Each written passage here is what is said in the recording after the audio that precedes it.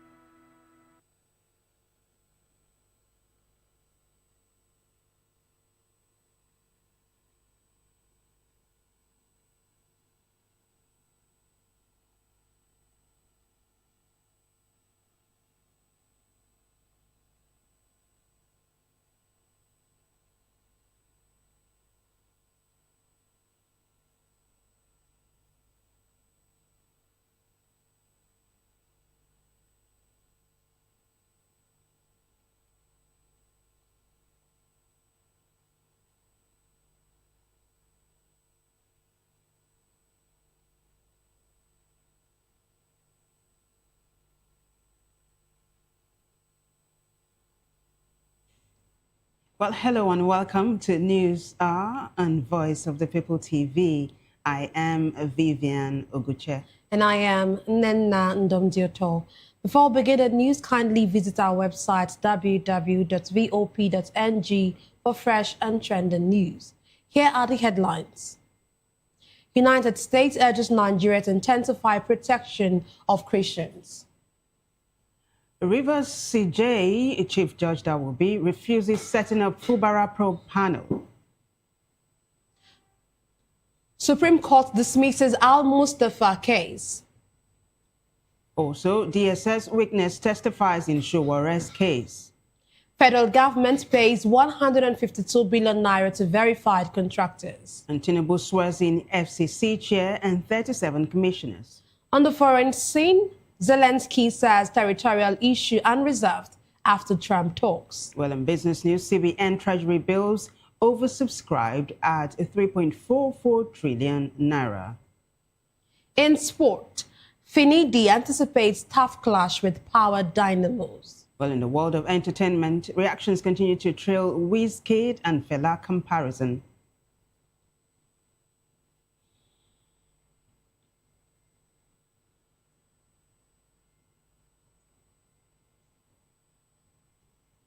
Now the news and details. The United States has urged Nigeria to take stronger action to protect Christian communities.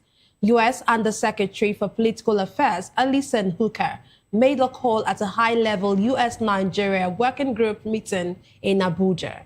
Hooker said discussions focused on joint efforts to deter violence against Christians, tackle terrorism and insecurity, investigate attacks, and hold perpetrators accountable, particularly in the north-central states.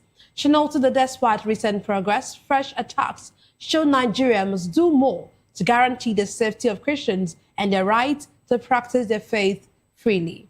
Hooker added that improving religious freedom and security would strengthen broader U.S.-Nigeria cooperation, including in trade, health, and counterterrorism. Responding National Security Advisor Nuhu Ribadu acknowledged the security challenges and said the government is intensifying military and law enforcement operations. He stressed that attacks framed along religious lines are unacceptable and will be met with force and justice. In another development, the Chief Judge of Rivers State, Justice Simeon Amadi, has refused to set up a judicial panel to investigate Governor Siminalayi Fubara, citing existing court orders.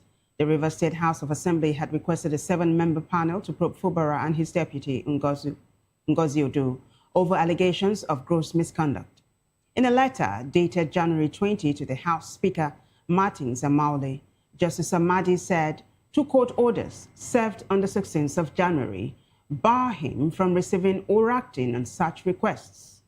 The Chief Judge stressed that all authorities must respect subsisting court orders, regardless of their opinion on their validity. Meanwhile, a faction of the All Progressives Congress in Rivers State has backed the court ruling halting impeachment proceedings against Fubara. Factional spokesman Darlington Owauju expressed support at a news conference in Port Harcourt. The Supreme Court has dismissed the appeal in the trial of Hamza al-Mustafa over the 1996 murder of Kudirat Abiola, wife of the acclaimed winner of Nigeria's 1993 presidential election. Al-Mustafa was acquitted of the murder, but Lagos State had sought to challenge the verdict. In a unanimous ruling, a 5-member panel said the state effectively abandoned its appeal by failing to take any procedural steps for 9 years.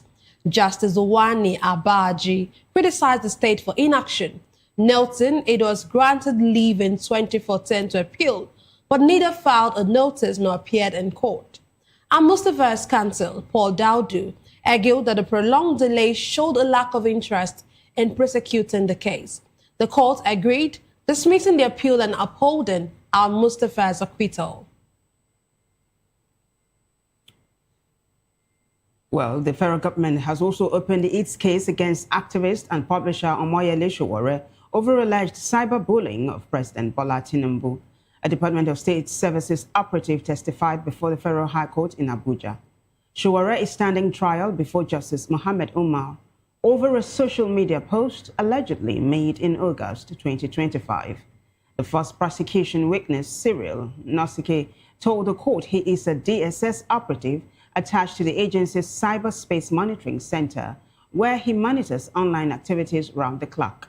Justice Umar adjourned the case to the 27th of January 2026 for cross-examination and continuation of the trial. Sowore was rearranged on amended charges after the federal government dropped charges against Meta and X, limiting the case to his social media posts on President Tinubu. Still on a legal note, the Federal High Court in Ibadan has set March 3 and 4 to restart the trial of 3 malians accused of masterminding the Bodija bomb explosion.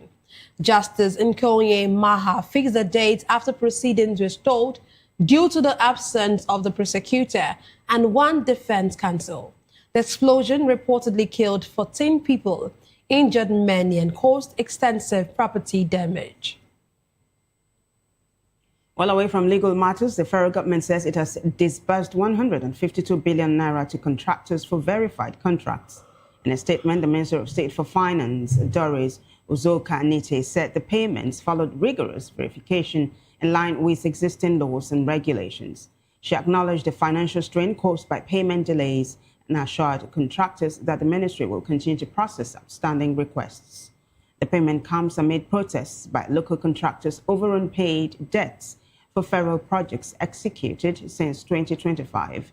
Earlier this week, members of the All Indigenous Contractors Association of Nigeria blocked the Ministry of Finance and the National Assembly to press their demands. In another development, President Bola Tinubu has sworn in the new chairman and commissioners of the Federal Character Commission at the State House, Abuja. Huliyat Omidino, a former 2-term House of Representatives member, took the oath alongside 37 commissioners representing the 36 states and the FCT. Omidiran succeeds Muhiba Dankaka, whose tenure the presidency described as dogged by controversy. Well, Oyo State Governor Seyi Makinde has met with President Bola Tinubu at the State House in Abuja. Makinde arrived shortly after Plateau State Governor Caleb Mutfwang. The president reportedly met separately with both governors.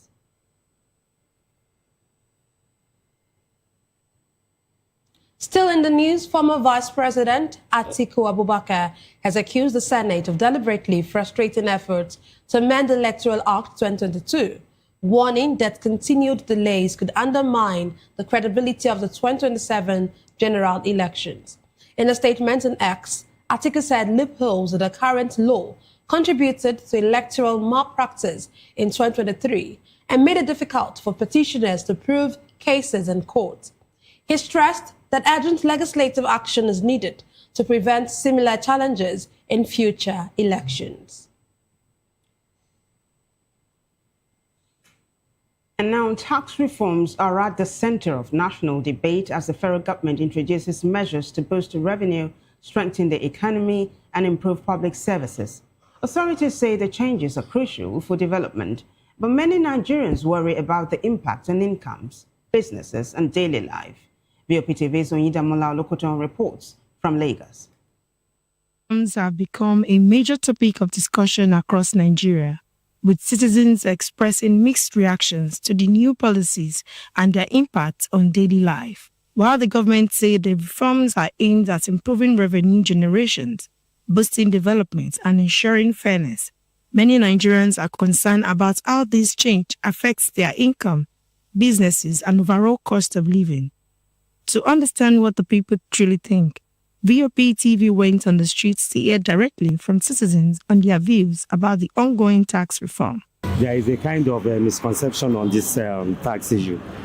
I think that our government should look for a way, or probably the firms, accounting firms, should look for a way to put our people through on how it goes, how to go about this. And there should be a kind of orientation, training to some organizations, especially this individual.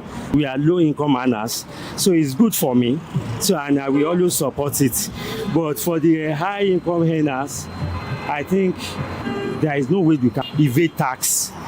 Avoidance is fine if you can just make use of the loopholes, but you cannot evade tax. So if you are earning more, you need to pay tax. From the commencement of this regime now, they told us that subsidy is gone. And Nigeria is very, very excited about it. But since that time, there's no any good impact about subsidies. Nigeria is suffering, eating from hand to mouth. Tax reform come now. Nobody's happy about that.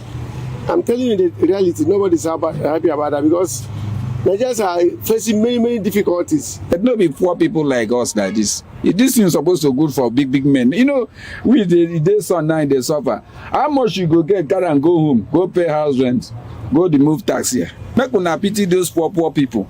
So I never chop belleful. I said tax. All those big man they do you get contract. Now they're supposed to do this thing. How much we do get a day now? You go car and go home. You go drop now. You say you go the move tax there inside. It's not fair.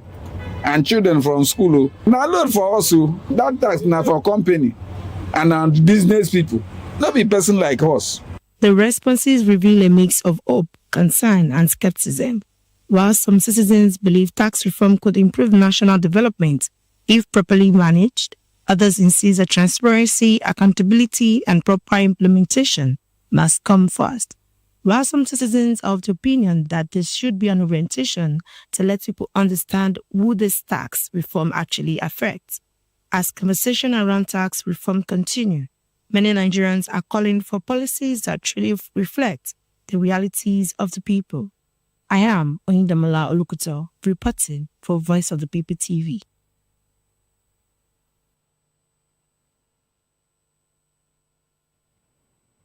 Thank you very much, Onyida.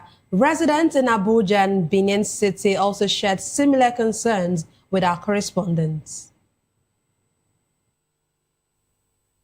The new tax law as signed into law by Mr. President, President Bola Tinubu last year, which takes immediate effect in this year, January 1st, 2026. It's meant to alleviate whatever tax burdens that the shoulders of the low-income earners in Nigeria. Yes, that is what the law has come to address. It has also come to simplify whatever pieces of laws we have in the country that were not put together. So it's a unified system of gamuts of all the tax laws we have in Nigeria. Making it more simpler, making it more understandable, and making it more operational by tax authorities, by tax practitioners, and even the taxpayers. And one of those things that have been made simplified by the tax law is the filing of tax returns. First, every employer now have the responsibility to ensure that they register their employees under the tax law within a very short time limit, within 30 days of every year. And then every taxpayer is to ensure that they get registered as a taxpayer. They are registered under the law, and they are given a tax ID. That tax ID.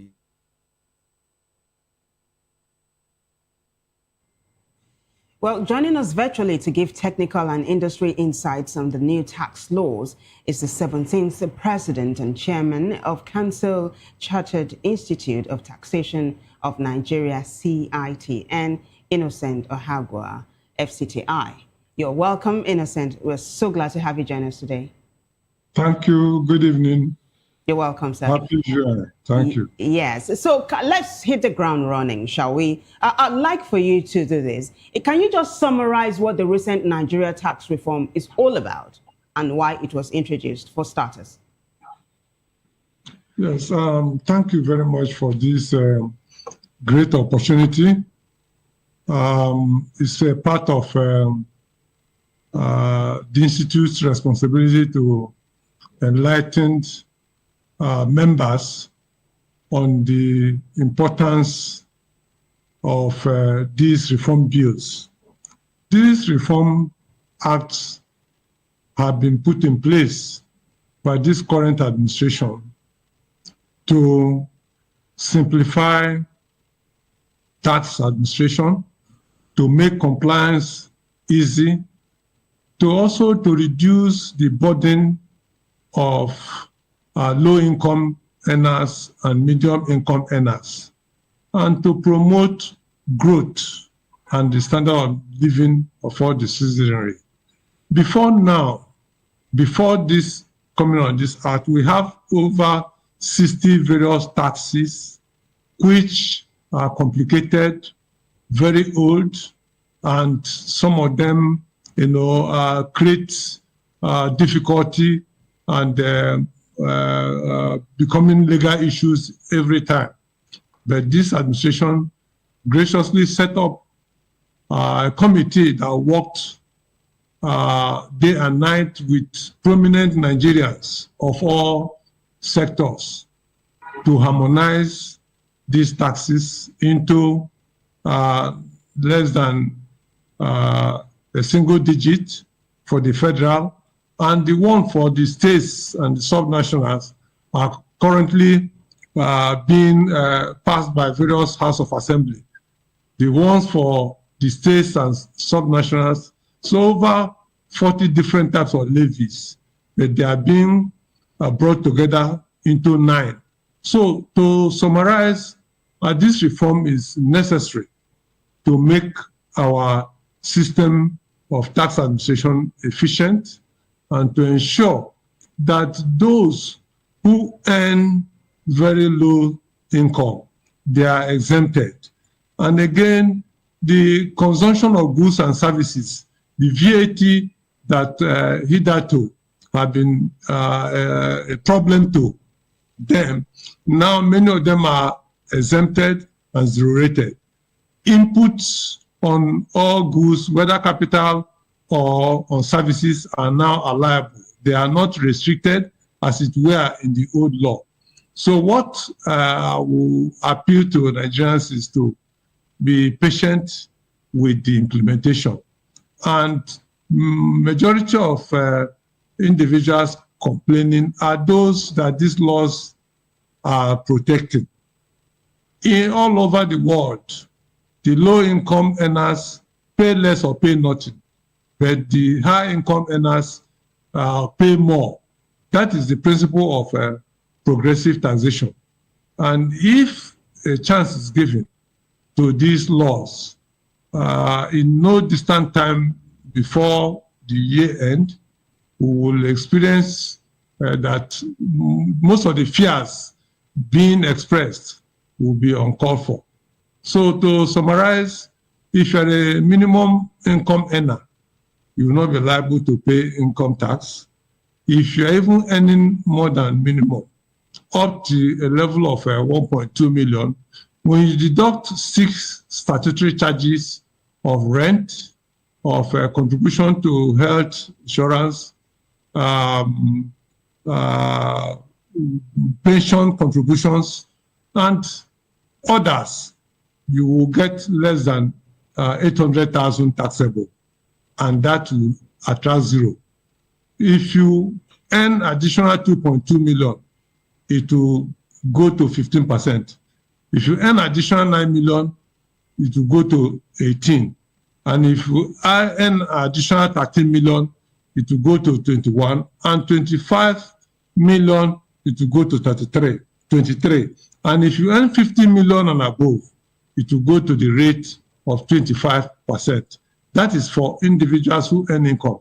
And for small businesses that have turnover of 100 million and then 250 million asset base, will be taxed at zero for income tax.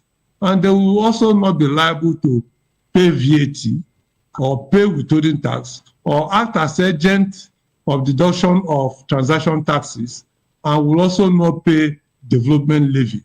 And if they dispose capital assets, which threshold falls within this limit, they will also not pay capital gains tax. So all these are the benefits that are attracted to this reform.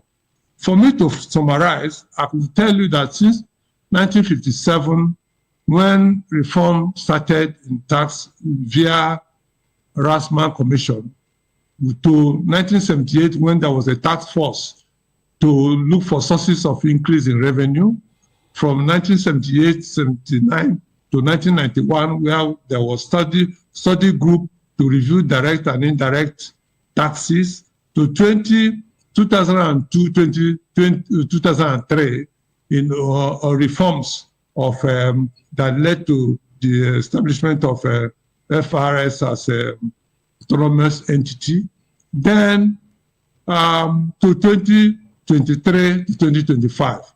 The rest reforms before this time were focusing on changing rates, increasing more, introducing more taxes to ensure that government generate more taxes. But the current reform, the focus is not revenue generation in the short term, because the focus is to simplify tax administration and compliance, and also to relieve burden for the vulnerable and the less privileged.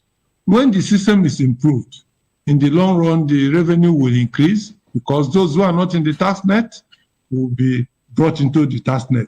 And some of the innovations that will make the base to increase is the issue of tax ID. The tax ID system, you can even generate it yourself using your NIM. If you visit tax ID at nrs.gov.ng or tax ID at jrb.gov.ng,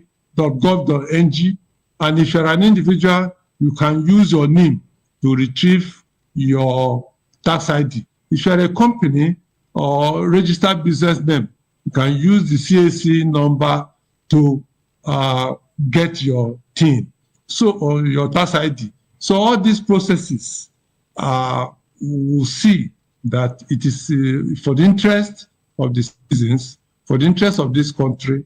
We cannot continue to take loan without looking inwards, or neither will go printing naira notes. That will not help us neither.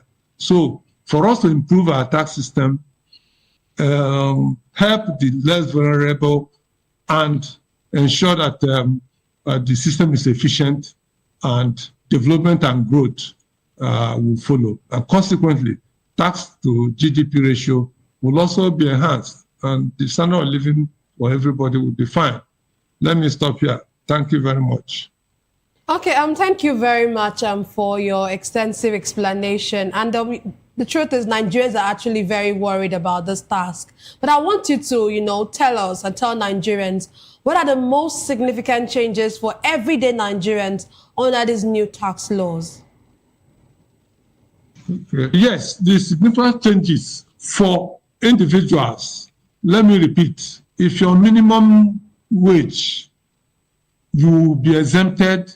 You are exempted, or you will not pay kobo as tax. If you are even earning more than minimum wage, up to 1.2 million, what the tax law says 800,000, that 800,000 is taxable income and not gross income. Taxable income is arrived at when you aggregate all your sources of income and you less the costs and the statutory allowances like rent, contribution to pension, housing, insurance for self, for life, and spouse. If you deduct all this and you arrived at 800,000, you'll be taxed at zero. Well, can I come in here, Mr. Innocent? Because you already said all of this. Yeah, in your summation, you said it. But I'd like to ask, though, how do these reforms affect businesses, especially small and medium enterprises? Yes, for small and medium. Small businesses is defined in the law as those that have 100 million turnover. Before now, the minimum allowed is 25 million. But government graciously, through this law, jacked it up to 100 million, and for asset base of 250 million. The implication for them is that for company income tax, they will still need to file returns, but for VAT, they will not need to file returns unless they choose. They will also not be required to pay VAT and withholding tax.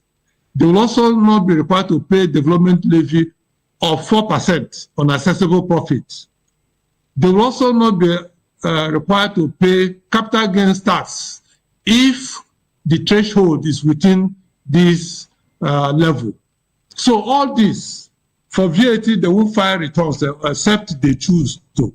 Some small companies may choose to, so as to claim their input they incurred. Because if you don't file returns as you are exempted, then you will not charge VAT, and the input that you incur, you expense it as your part of your cost. There's also a zero rating and exemption under VAT. Zero rating is where you don't collect output VAT, but the input incurred will be refunded to you by the federal government. For exempt, you don't collect any output VAT, but if you incur any input, you expense it in your operating cost. This will make companies or organizations to have, more reliefs in terms of the goods and services they purchase.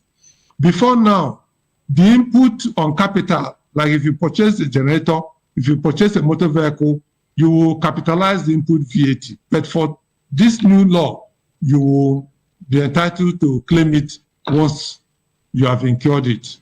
So there are a lot of relief that if we spend even 5 hours on this call, we will not exhaust it. Okay, do these tax changes, do they actually make the system fairer? Yes. Yes, because before now, if you are earning 30,000 or 300,000, anything above it, you will be taxed. Now it has been moved up to 800,000 for a taxable, not the gross amount. Now, the system of those who will file returns for the small and medium, the system is also simplified for them. For the informal sector, they will be taxed using presumptive tax regime. So it is made fairer, simpler, and transparent. And the issue of bringing in technology is also to make it transparent and to remove gaps that existed in the old system.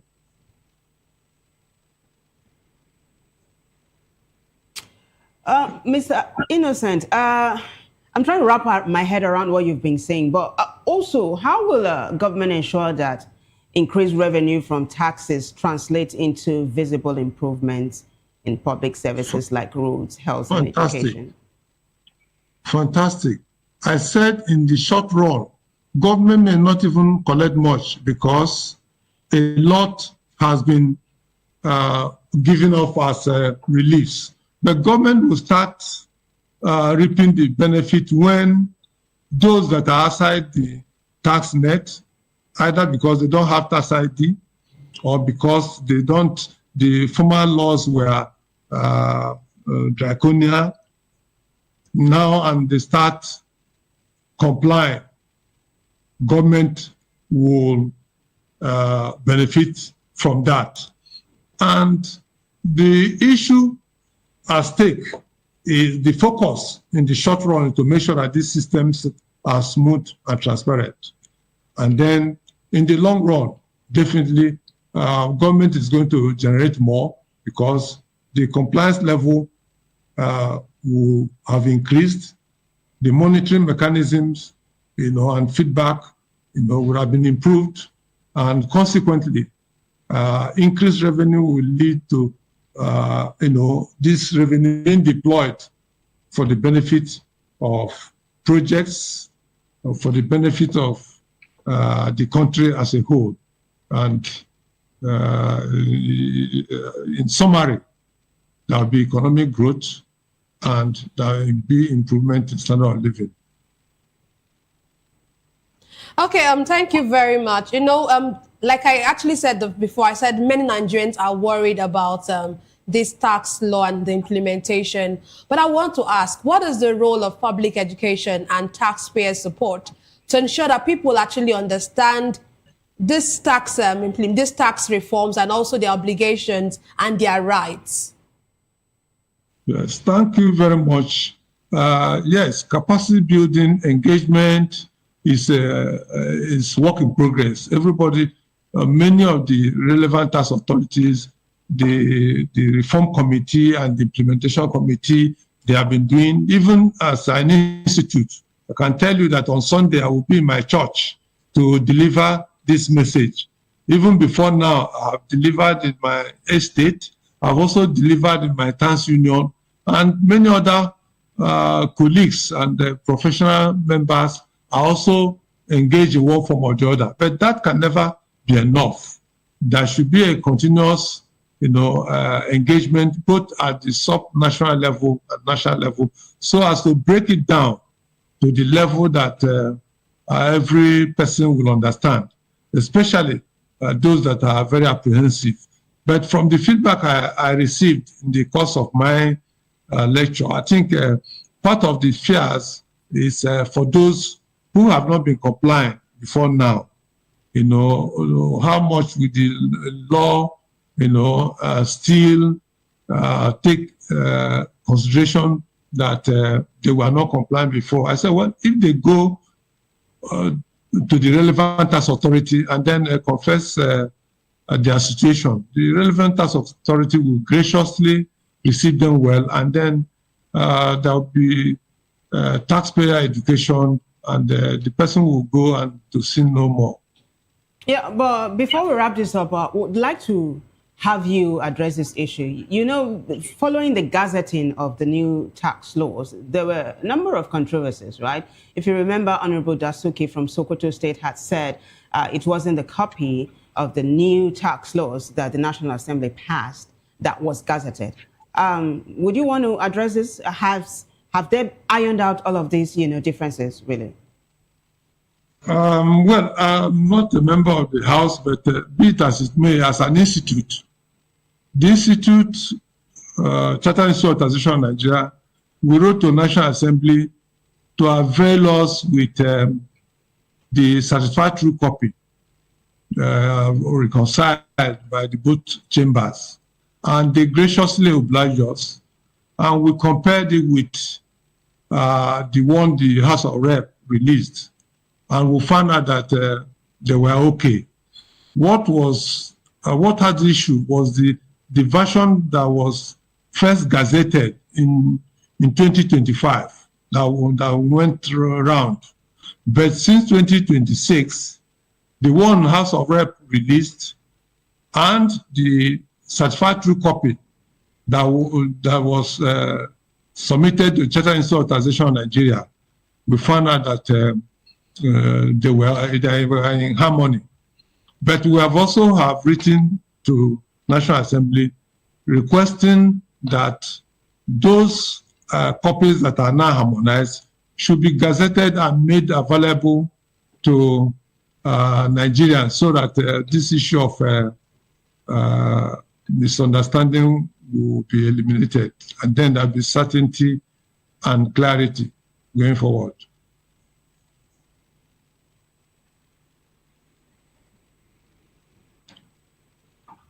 Okay, thank you very much. Thank you very much for this. Thank you very much, Innocent Ohagwa, for being a part of this. And of course, for extensively educating Nigerians on the tax reforms and of course, implementation. Thank you very much for having me. And it's my pleasure. Yeah, thank you. Thank you. We'll move on the foreign scene. President Vladimir Zelensky, after talks with U.S. President Donald Trump in Davos, said the security guarantees for Ukraine have been finalized, but the crucial issue of territory in its war with Russia remains unresolved. Zelensky called it a positive step in long-running peace talks, announcing that Russian, Ukrainian, and U.S. negotiators will meet trilaterally in Abu Dhabi on Friday and Saturday. He added that an economic recovery deal is nearly ready, a key part of Kyiv's plan to counter an earlier U.S. proposal seen as favoring Moscow. Well, in business news, the Central Bank of Nigeria says demand for its 3.44 trillion naira treasury bills hit a record high, the strongest since December 2024. At Wednesday's primary market auction, the CBN offered 1.15 trillion naira in T-bills across 3 maturities, 150 billion naira for 91 days, 200 billion naira for 182 days, and 800 billion naira for 364 days. Investors showed the strongest interest in the 364-day bills, with demand 4 times the amount offered. However, the CBN sold 1.06 trillion naira across all maturities. We now move on to sport. Rivers United head coach Makinde George says his team is ready for their CAF Champions League clash with Power Dynamos of Zambia. The match day 3 encounter takes place on Saturday at Levi Mwanawasa Stadium in Ndola. Rivers United are chasing the first group stage win after losses to Pyramids FC and RS Bakani. Finidi insists his team is prepared for the challenge. In the other group game, holders Pyramids face RS Bakani. Well, entertainment news is next.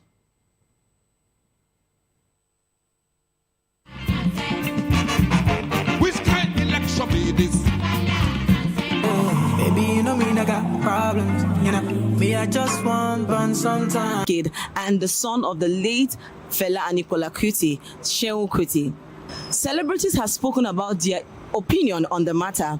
Daddy Freeze, Charlie Boy, Gige, and even Seyi Kuti's sister. You don't ever think before, how do these things go viral? We want, in this spinning ball called Earth, one non-entity weighing Papa waist span. Papa we supposed pour for Mama breast, go come inside. That we don't carry video now. Talk down. For no reason whatsoever. Now, that same day, in this world, many great things will happen, nonsense things will happen, inconsequent, many things they happen every. This person has said something fantastic. Say this person don't do something fantastic. We are trolling the trollers. We are trolling the trollers. Because as me, I don't have to do this video. Those people who do video to insult my pops, they don't need to do it. Nigerians on the street have actually come out to put out their own opinions on the matter. As an FC, I know if you supported the other person aside Wizkid, And everybody supposed to know by now, say Wizkid. Maybe this thing, if you don't start since, they talk because they get bad mouths. Now, what did they talk, sir? So if not me, if we get chance to arrest that boy, and they try to protect him, Papa, say person go still big pass him, Papa. Wizkid don't come, he go break Ferrari. You get where he go, he say, if you compare Wizkid and Ferrari again, So that one, we know, based on saying, Papa, you go want to say, oh, Papa, my big name, all this one. No go want me person break Papa then. But no, I don't matter, sir. Wizkid go break that record, Anything wey Ferrari don't do, Wizkid go do at times straight. So for him now, I suppose they support him. Anywhere we call Wizkid, call Papa, so Wizkid go see they promote him, Papa them. This is one of the problems we have in Africa. In the Western world, you can't see all this kind of comments coming. But Wizkid shouldn't have come out to say that he's bigger than Fela. Who is Wizkid to Fela? Fela, we all know. Fela was a great musician. He was a legend, but they were both doing music. So Fela lived a life of, let me just say, a life of a big legend. Everybody knows, and Fela was like, let me just say, was like an activist. He was fighting bad governance. Wizkid today, with all this bad governance we're having, Wizkid have never said anything. Even when we say youth should come out and fight for good governance, you don't see all these people coming out. So if he's going to come out today to say that he's bigger than Fela, in what ways? Is it in music? Fela was not just doing music. He was tackling bad governance there when it was not even worse like today. So if Wizkid should just, I think Wizkid should just apologize on that kind of statement because it's not supposed to be. Wizkid, to me, Wizkid cannot, I will not agree that Wizkid is bigger than Fela in any way. Wizkid shouldn't have come out in public to say or make such statements. I'm not getting anything to talk because the matter concerns two of them. Nothing concerns me. So if the matter come out like that, now two of them fix it, nothing concerns me. They concern two of them. I don't like the way they quarrel. They quarrel. Now between two of them, now them go to turn back, settle themselves. The two big men they fight now. So I don't feel so go separate them. Yes, now. As of now, Wizkid and Seyi Kuti continues to trail each other. Even the FC fans and Seyi Kuti fans have continued to trail each other, and no one seems to be backing down anytime soon. This is VOP TV Agman reporting.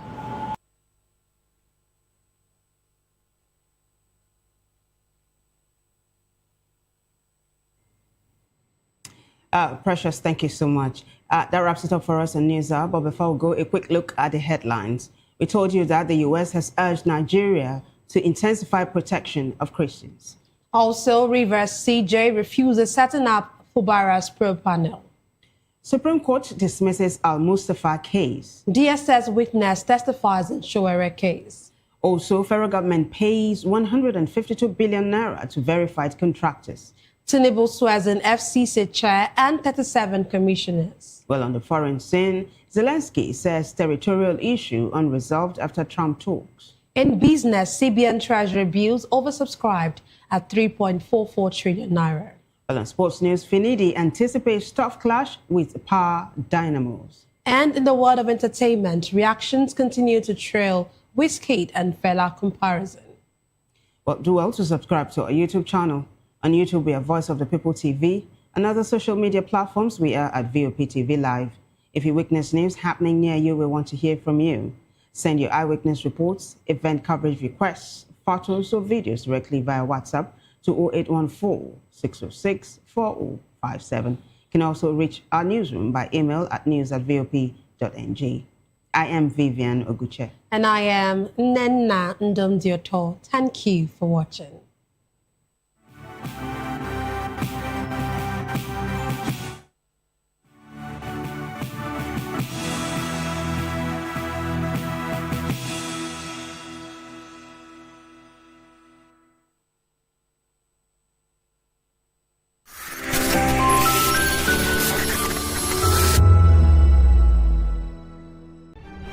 In a world where power shifts with every headlines, news breaks and events happens, we bring you unbiased and explicit information on politics, economy, and state of the nation. We break down the chaos. Facts, not fluff. Truth, not spin. We discuss not just politics, but a glimpse into the future. Voice of the People Television. Now you have more than a voice.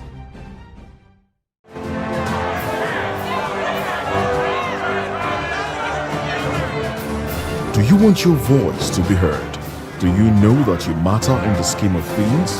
The People's Voice, the show where ordinary citizens take center stage as we discuss the biggest stories that affect you and I. With you in mind, we facilitate lively discussions, debates, and interviews on the topics that matter most to you and I. From social justice to economic empowerment, education to healthcare, governance, and more. Tackling tough topics and amplifying your voice. Join the conversation and make your voice count. The People's Voice. Make your voice count. Join us as we drive into the world of politics through insightful interviews with prominent political figures, both serving and former governors, ministers, senators, legislators, party chieftains, activists, and analysts. Get first-hand information into the decision-making processes that affect our daily lives. Highly engaging one-hour program that brings political discourse into focus. I am Chukwuma Okoro. Political Lens, Monday through Friday, 6 to 7 p.m. Join us. Good evening, Africa. My name is Makinde, actor, model, producer, and I'm giving a big shout out to VOP TV, man. Keep watching.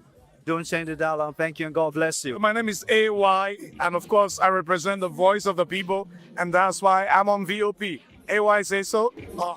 Hi everyone, it's your girl Miriam Tima from the Real Housewives of Lagos and the Real Housewives Ultimate Girls Trip Africa. Shout out to VOP, the voice of the people. You already know. Stay tuned, keep watching. And don't forget, VOP is the best. All right, hello, all right. It's about that shagging man fine back with Melanie Poppy Black Skin Boy. This is VOP TV. If you're not watching VOP, I don't know what you're watching. Maybe you're watching your weight. Hello, beautiful people. This is Wale Ojo, and you're watching VOP, Voice of the People. Hi, guys. You already know who it is. This is New Energy. Flyers, whatever, live it. Keep watching VOP TV. Thank you. Hi, people. Ginny Albano here. Guys, please keep watching Voice of the People. Behind every broken desk lies a broken promise. Education shapes the nations. But who is asking the right questions? Introducing Edu Dialogue, the show that goes beyond the surface, exposes the cracks, the corruption, and the silence in Nigeria's education system. Edu Dialogue, Saturdays, 3 p.m., only on VOP TV. We break the biggest stories, from missing funds to policy failures. We ask the tough questions and demand real answers. Edu Dialogue, this Saturday, 3 p.m. on Voice of the People Television.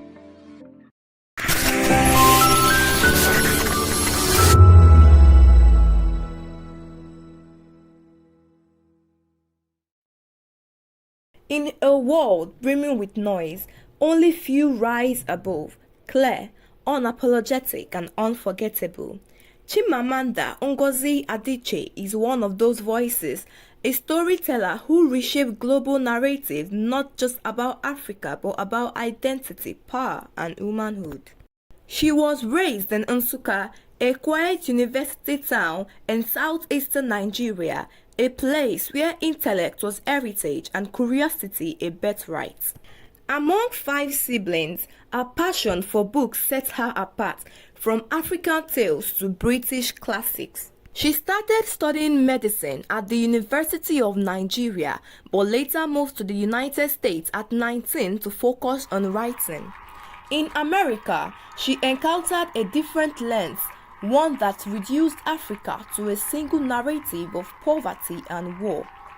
That cultural dissonance will shape her voice, sharpening her pen into a tool for clarity and resistance. Her debut novel, Purple Hibiscus, in 2003, arrived with quite a fuss, a coming-of-age tale nestled with Nigerian political unrest. It won the Commonwealth Writers' Prize and the literary world took notice.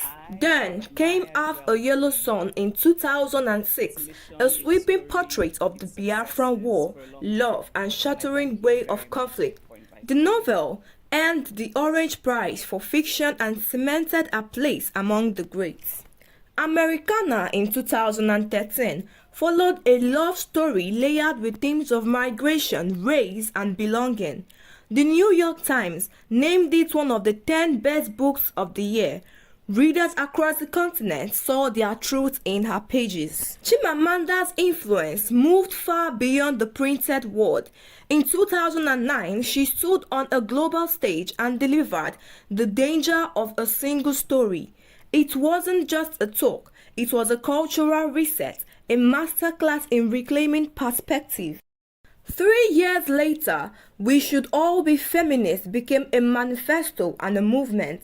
Our words echoed through classrooms, boardrooms, and pop culture, even sampled by Beyonce in Flawless. All of my work is, writing is very much, in some ways, about vanity. It's really about you, isn't it? And for me, it's sort of trying to make sense of, America has been such a part of me because I left Nigeria when I was 19. I was educated in the US. There's certain things that I find myself, I spell the American way now to my father's absolute horror. And so there's a connection. In 2023, Chimamanda ventured into children's literature titled Mama's Sleeping Scarf, published under the pseudonym Unwa Grace James, a tribute to her mother. Inspired by her daughter, the story captures a child's day filled with imagination and familiar love. Away from the spotlight, she is married to Nigerian-American physician Dr. Ivara Esege. Together, they have 3 children. She is a devoted mother, balancing her global literary influence with family commitments. Through initiatives like the Farafina Trust Writing Workshop, she nurtures a new generation of African storytellers, ensuring their voices are not just heard but celebrated. Chimamanda reminds us that storytelling is not just art, it is resistance, healing, and hope. In every sentence she writes, there is courage. In every silence she breaks, there is freedom. And in every story she tells, there is truth. In the book, I did not have the title. And that often happens when I'm I sort of have an idea of what I want to write about, but I don't know what the title will be. And so I actually had imagined that I would call it For Men Only. I'm serious.